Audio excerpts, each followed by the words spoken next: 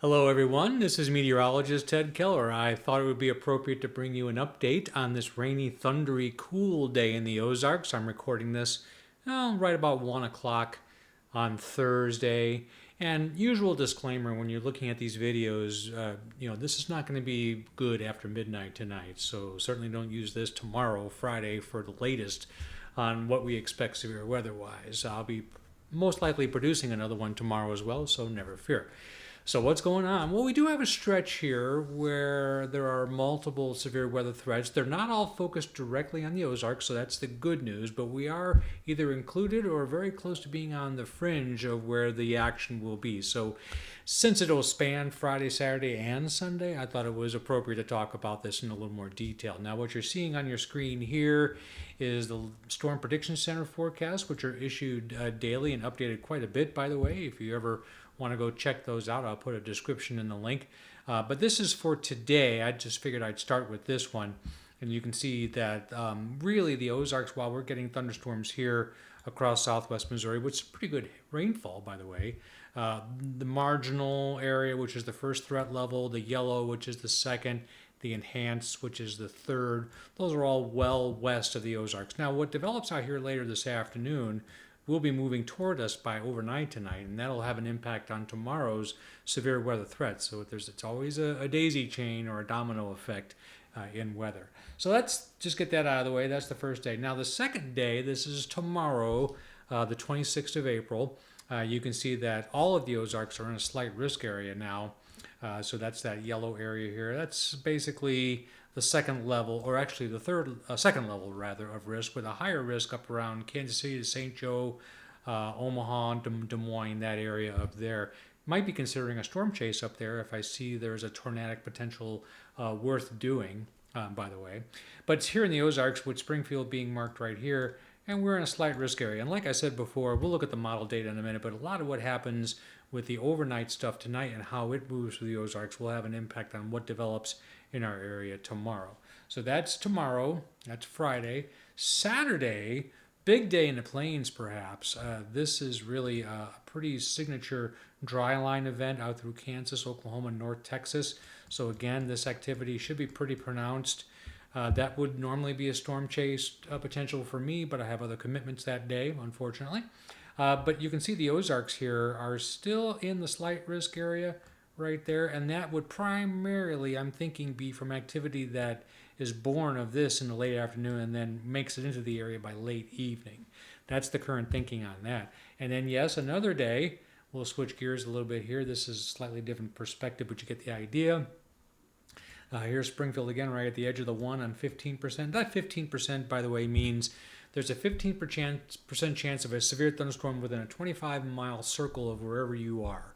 And by severe thunderstorm, that has to be damaging hail or wind and or a tornado. So we're still in it on Sunday as well.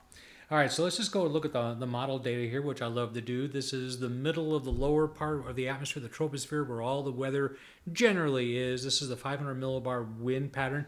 It's just a good place to start to see what's going on.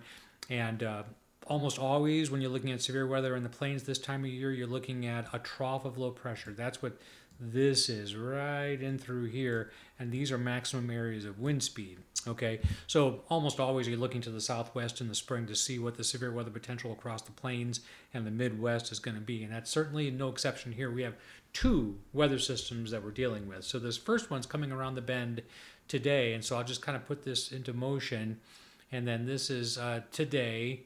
So this is why the activity, this stops at about 7 o'clock tonight.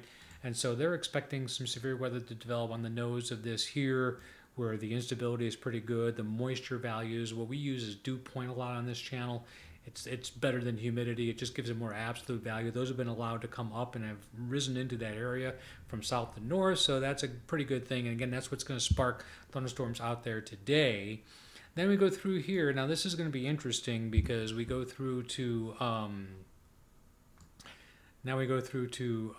this is going to be Friday right here. This is Friday about 1 p.m. One thing I want to comment on is that the energy, and that's just wind speed is what I'm talking about here, with this same trough of low pressure has been split sort of. There's one, a primary one up there just north of Kansas City, and another maybe secondary one kind of right here. Normally, I might look to this area right here between these two as a favored severe weather area too. That would put Southwest Missouri on notice, on target. We'll see how that develops. But as this moves through, this is Friday about 7 o'clock at night. You can see there's a new secondary wind max area here. So, and I'll show you the model data where it's expecting thunderstorms to develop, and it's right underneath that little red dot on that would be on Friday. So while I do think tornadoes are probably more likely up in this area here, where, but I just don't think they can be ruled out for underneath this little speed max here across southwest Missouri, northwest Arkansas, parts of Kansas, and Oklahoma as well. So that I think is interesting. Now let's go back to the model data. You'll probably already notice, by the way, before I do that, a much larger and more expansive wind maximum is coming around there, Southern California, northern Mexico. That's interesting.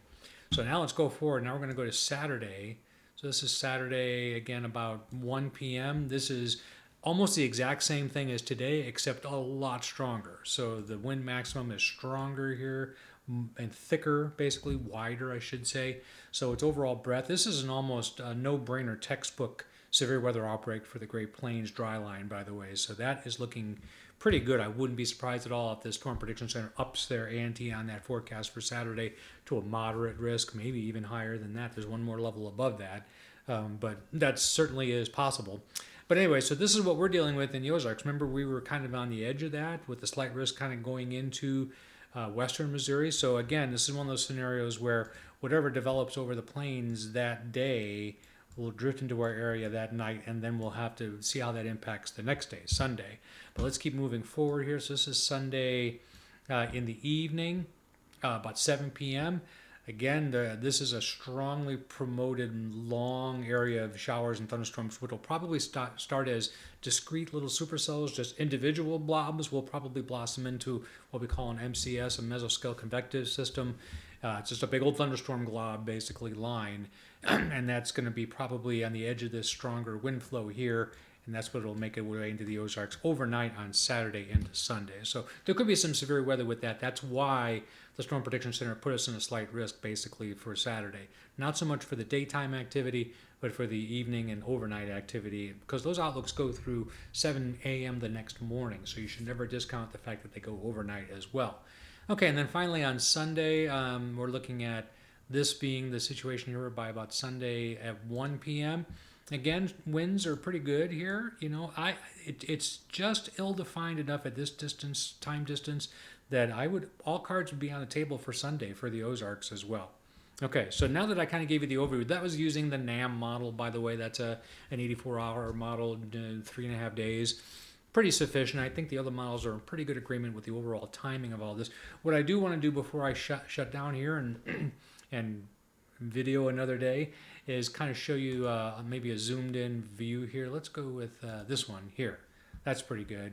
And then we're going to change what we're looking at. So let's just look at instability. So we can just go to convective, and this is just an idea of how unstable the atmosphere is. So again, this is this afternoon.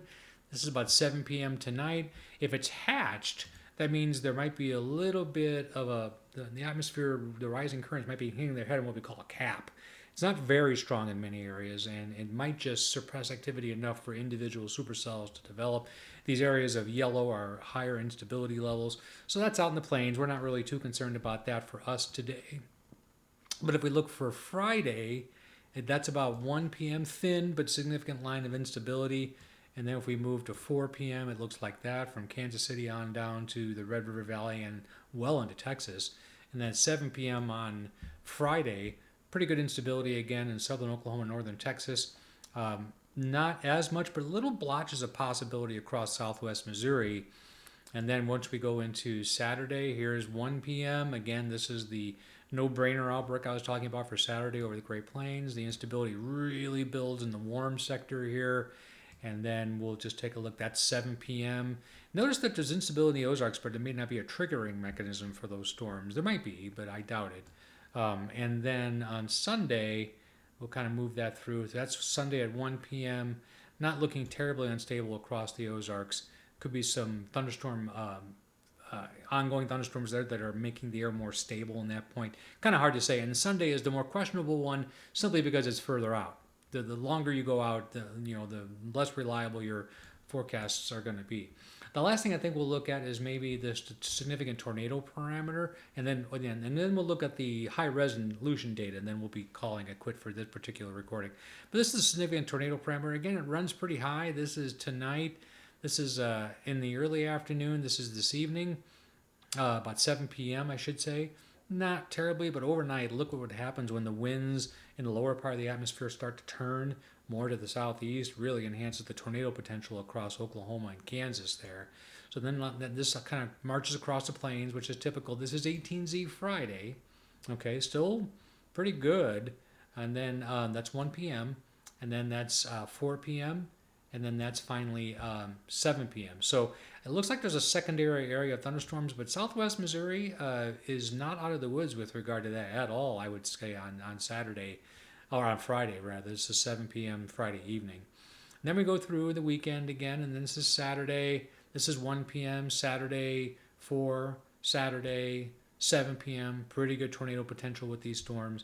And then Sunday, it's not going to look... It's going to be looking a little disheveled. This white area, to me, I haven't looked at the precip output yet. Almost surely this is an area of rain that's stabilizing the atmosphere here, so we're not really getting a good output. But again, it's so far out, 2 days, that I would not trust that output quite as much. And then finally, the last output we'll look at is the high resolution, and we're going to show you what the radar, simulated radar reflectivity looks like. This is what this high-res computer model thinks the radar will look like. By the way, it's doing a pretty good job with today's activity, that the thunderstorms and showers that we're hearing in the Ozarks right now, that's what that is.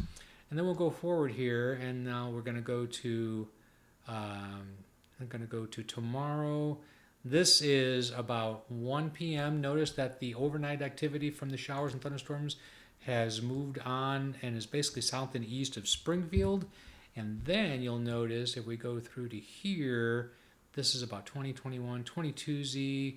Look, notice that about 23Z, that's about 6 p.m. tomorrow night, we have a new area of thunderstorms developing right in through there. So that I think is kind of interesting. These wouldn't be slackers either. So either one of those areas for tomorrow late in the day might be kind of interesting. Notice if I'm going on a storm chase up to Kansas City, nothing showing up there, but it's just off screen into Iowa. So that's Nebraska, Iowa, I think, where I would go if I were chasing that. And this only goes out to 48 hours, so we really can't look at Saturday's activity. We can kind of see it blossoming in the morning there. That could have implications as well. Anyway, all said and done, just be on the lookout Friday, Saturday, and Sunday for some sort of severe weather, whether it's left over from what it developed in the plains, which still could be significant, or it reforms in the afternoon or evening. And then what happens the day before affects the forecast. So be watching for that as well. I'll sign off for now and see you on the next video.